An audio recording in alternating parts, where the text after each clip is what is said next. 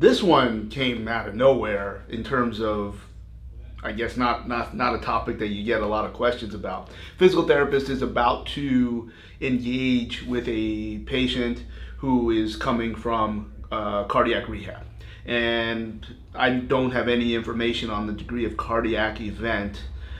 And the question is basically, well, what do we do? What do we look for? Like, okay. The first thing that I think we probably should be doing, if you don't know, let's at least talk to the cardiac therapist.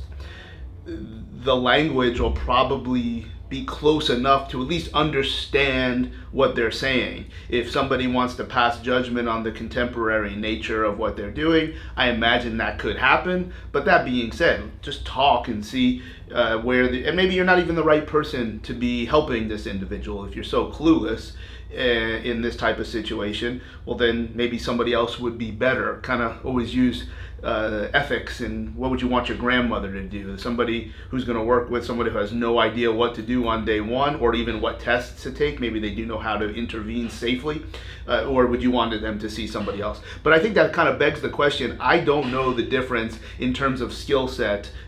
Maybe somebody else thinks they do, but what is the difference between the skill set of a cardiac therapist and a competent physical therapist, or even someone that isn't medically trained but that is very, very good and accountable to following instructions in a very short order cook fashion when those instructions are coming from someone that's medically credentialed? I don't know the difference. I think it's fair to say that a cardiac therapist might see people that are coming off of significant cardiac compromise.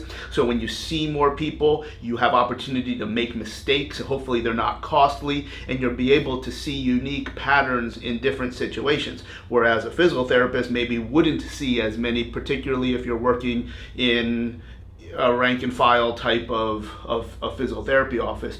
But rank and file physical therapy office probably has a recumbent bike, which I know are all in all sorts of cardiac rehabs, because as we know, anyone with a back to lower extremity problem has to warm up on the recumbent bike for 5 minutes, because that's just how physical therapy works.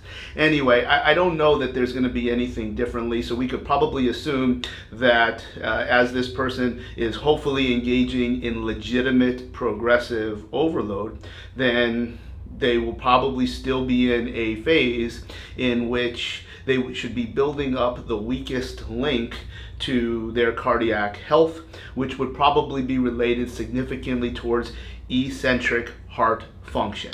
How well does the cardiac muscle of the left ventricle load, so as if the muscle is being contracted and increasing its length to fill with blood before it punches back out. Punching back out would be your concentric heart function. One has probably a very, very high heart rate, the other has a very, very low heart rate. You can train in both of those categories for value.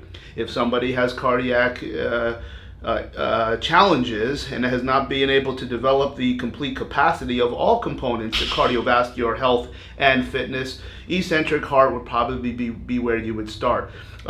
In what we will be releasing soon, Elite Performer program will have many, many different protocols that target these types of adaptations of the heart. Now there's many concurrent adaptations that can happen, as well as eccentric heart, provided that we stay under a particular heart rate. Except I don't know what that heart rate is for this mysterious individual, and I don't know what it is for everyone. So at some point, a maximum heart rate, we at least have to guess. Whether we use 220 minus your age, whether you just eyeball them like a sushi chef and then just say you're gonna have eel, or whatever it might be, pick something, because there's a lot of really good work that can be done under certain thresholds. So I think that's probably where we would start. But the bigger question is, I don't know. I think when you work with other people and you work with a team, when you don't know what to do, you shadow somebody that does. You learn, from them before you actually do it with somebody.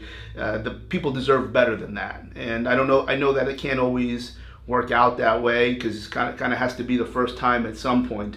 But I think we'd probably be looking at eccentric heart function and all of the different protocols, some of which can be using resistance training. We wouldn't necessarily be using weights that would make us stronger, more powerful, etc. But ultimately, I think if we challenge motion in different ways, but we keep the heart function at or below a certain level, you're probably going to be in a very, very safe place. But I do need to know where they finished at their cardiac rehab, because what might be intelligent might be very, very far departed from where they finished from their previous situation. So there's a lot of information that we have to garner. I think the two things here that are very, very interesting: number one, really appreciating eccentric heart function, whether it's for a healthy or a compromised heart. But really, what's the difference between a cardiac therapist and a physical therapist? Last time I checked, all this stuff about the heart works the same regardless of where you went to school. I don't know. I don't see a lot of that stuff, but I would be confident in understanding where to go. So that's where I would go. I would go to communicate, and I would probably keep my head in the eccentric heart clouds. I'd also, anytime, if I was ever in the Crichton section of Mobile, Alabama, I'd be looking out for that leprechaun, because I'm going to get me a backhoe, I'm going to uproot that tree, I'm going to get me the gold.